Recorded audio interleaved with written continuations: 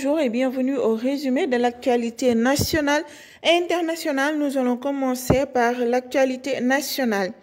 Ce lundi soir, le président de la République, M. Macky Sall, a effectué une visite auprès du khalife général des Mourides, Serigne Mountakha Bassirou Mbacké, nous renseigne le quotidien qui précise que le chef de l'État a été reçu au domicile du patriarche de Darou Minane. En effet, le chef de l'État a fait le déplacement à Touba pour parler avec le khalife sur la situation nationale d'après une source de nos confrères.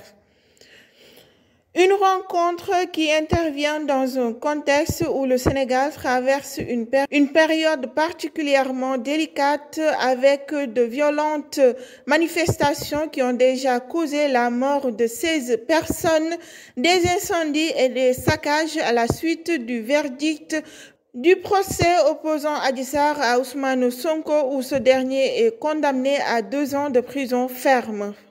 Les conséquences des manifestations commencent à se faire sentir de plus en plus. Dans un communiqué, le ministère de la Formation professionnelle, de l'apprentissage et de l'insertion annonce le report des examens de la session 2023 du BEP, brevet d'études professionnelles.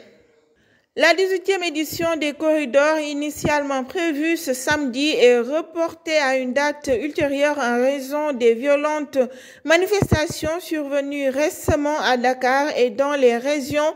Serigne Khadim Mbacké, un maître coranique, était en cavale depuis plusieurs semaines. Il était soupçonné d'avoir violé une trentaine de fillettes. Cependant, il a été arrêté par les policiers du commissariat de Ndamatou à Touba. Après les attaques de certaines installations du train express régional, la circulation des trains avait été suspendue jusqu'à nouvel ordre et dans la direction de la boîte informe les passagers de la reprise des voyages suspendus depuis le 1er juin après les scènes de saccage qui ont touché des installations du terre.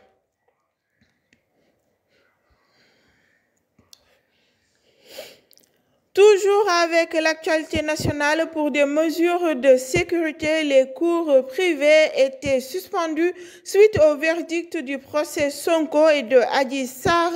Des violences notées le jeudi et vendredi qui ont causé la mort de 16 personnes en principe ce mardi 6 juin 2023. Tous les cours doivent reprendre sur l'ensemble du territoire national.